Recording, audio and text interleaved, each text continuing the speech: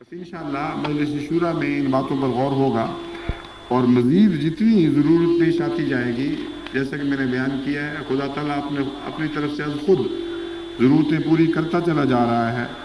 कभी एक दफ़ा भी ऐसा नहीं हुआ कि खुदा के कामों की खातिर मुझे रुपए की ज़रूरत पड़ी हो और उसने ज़रूरत से ज़्यादा मुहैया ना फरमा दिया हो। बस इस बारे में मुझे अदना सा भी तरद्दुद या वहम नहीं है। हज़रत अक़दस मसीह मऊद अलैहिस्सलाम का वही तवक्कुल है जिसका आपने अभी जिक्र सुना है। मैं समझता हूँ उसी तवक्कुल की खैरात हम खा रहे हैं और हम भी उसी तवक्कुल के रंग में रंगीन होते हुए अपने खुदा पर भरोसा रखते हैं और वो हमेशा हमारे भरोसे का भरम रखता है और कभी उसने हमें शर्मिंदा नहीं किया।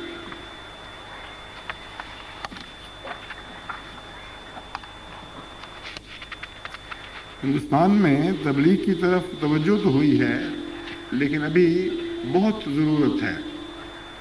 तबलीग का मतलब ये हरगिज़ नहीं कि आप जाते ही इख्तिलाफी मसाइल छेड़ बैठें और ये एहसास हो कि आप अपनी तादाद बढ़ाना चाहते हैं। वो तबलीग जो अपनी तादाद बढ़ाने की नीयत से की जाए, उस नीयत में एक फतूर होता है।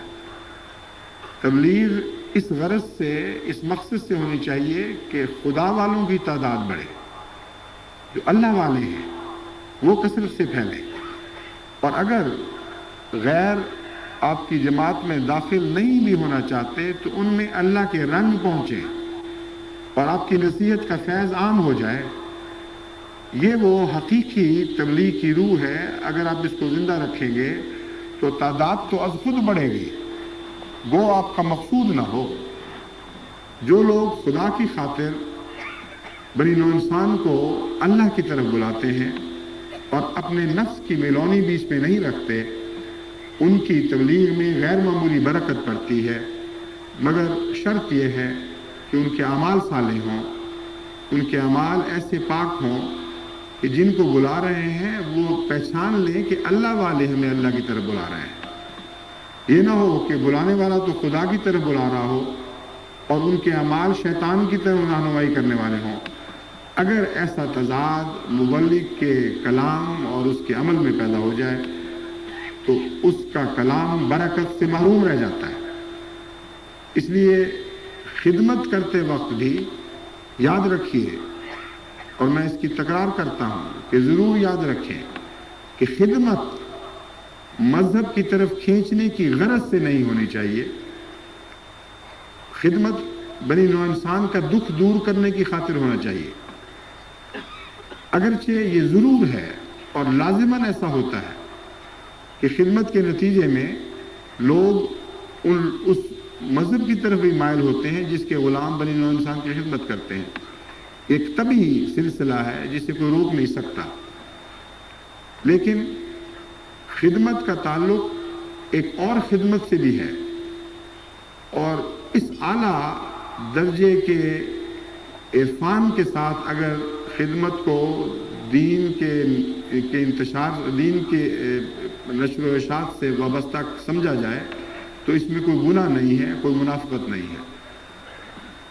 वो बात यह है कि हम तो खिदमत करते हैं अल्लाह की खातिर और अल्लाह की खातिर अल्लाह के बंदों से प्यार रखते हैं, उनकी ज़रूरतों को पूरा करने की कोशिश करते हैं और हम समझते हैं, हम जानते हैं कि अल्लाह हमारे साथ है।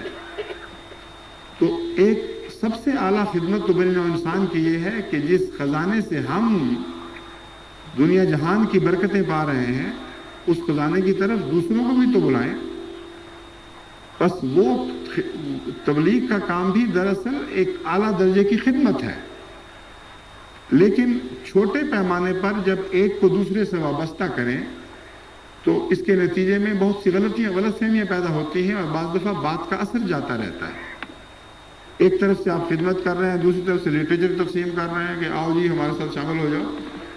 ना आपका लिटरेचर किसी काम आएगा, ना आपकी खिदमत किसी काम आएगी।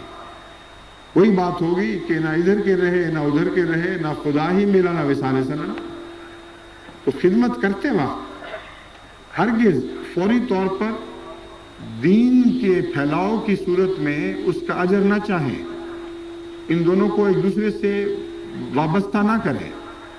اگر اس طرح کریں گے تو نہ آپ کو ایک فائدہ حاصل ہوگا نہ دوسرا فائدہ حاصل ہوگا.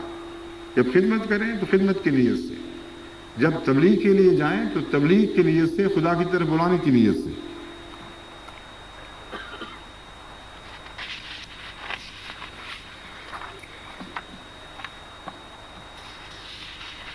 بہت سے واقعات ایسے تھے ہندوستان کے میرے پاس موجود ہیں جن میں اللہ تعالیٰ کے فضل سے ان جماعتوں کے بڑے دلچسپ تذکرے ہیں جو بیدار ہو رہی ہیں اور تبلیغ کے میدان میں آگے بڑھ رہی ہیں.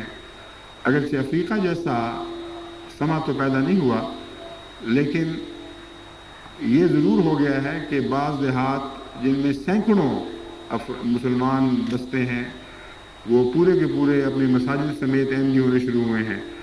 لیکن اس سلسلے میں تربیت کی بہت ضرورت ہے.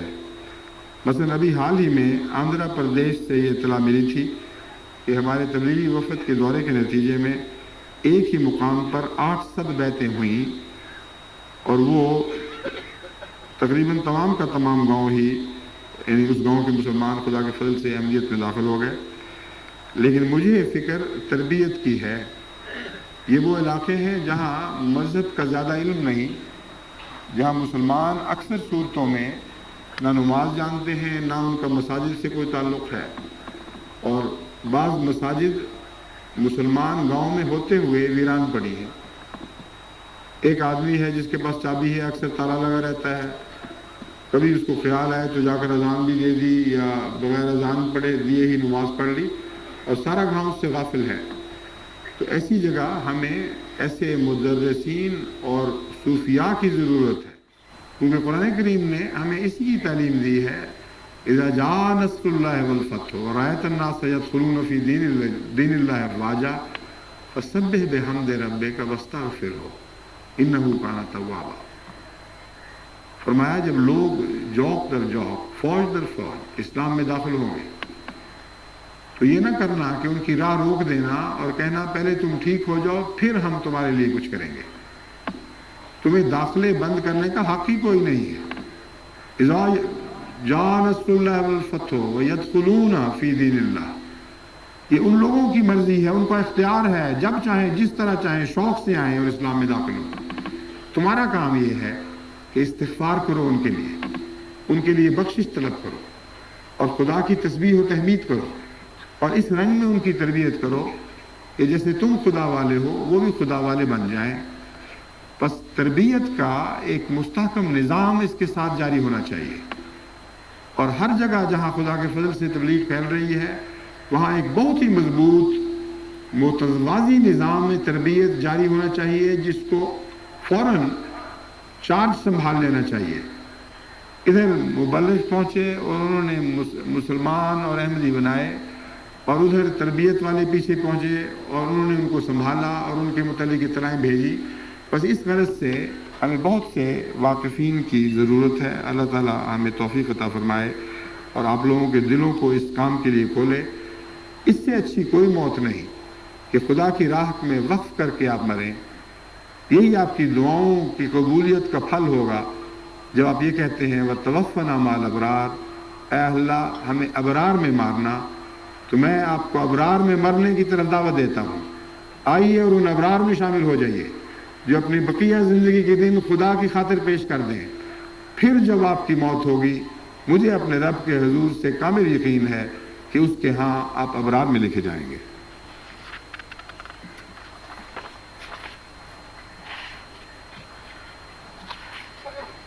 اس ضمن میں جماعت کو عمومی تلقین بھی ہے اور مجالس کو علیحدہ علیحدہ بھی میری یہ نصیحت ہے. خدام الاحمدیہ ہیں، انصار اللہ ہیں، لجنات ہیں، ان کو اپنے اپنے رنگ میں اپنے اپنے دائرے میں اسی قسم کے کام کرنے چاہیے اور ان کاموں کو آگے بڑھانا چاہیے، لیکن اس شرط کے ساتھ کہ نظام جماعت کے ساتھ کوئی تصادم نہ ہو، کسی قسم کی غلط فہمی نہ ہو، کوئی ایسی نعوذ باللہ من ذالک آپس میں چپکلش نہ شروع ہو جائے جس سے جماعت کی وحدت کو نقصان پہنچے. اگر خدا نخواستہ کہیں ایسا ہوا تو ہر ایسی تنظیم کو ختم کر دیا جائے گا جو نظام جماعت سے الگ ایک 1.5 اینٹ کی مسجد بنانے کی کوشش کرے. بس ان ساری خدمتوں کو ایک دوسرے کے ساتھ ہم آہنگ اور مدغم ہونا چاہیے. ایک دوسرے کے ساتھ ایک دوسرے کو تقویت دیتی ہوئی آگے بڑھیں. ایک گاڑی کے وہ پہیے جو متوازی ہوں اور ان کی لوبریکیشن ٹھیک ہو، ان کو اچھی طرح تیل ملا ہوا ہو، وہ ایک دوسرے کی مدد کرتے ہیں، ایک دوسرے کی مخالفت نہیں کیا کرتے. بس اس طرح کام مل کر کریں کہ جس سے اسلامی مواخات کا مضمون ثابت ہو اور دیکھنے والا یقین کرے کہ آپ اسلامی مواخات کے مضمون کو سمجھتے ہیں اور اس پر عمل پیرا ہیں. انتظامی نقطہ نگاہ سے ہر صوبے کا امیر آخری انتظامی اتھارٹی ہے.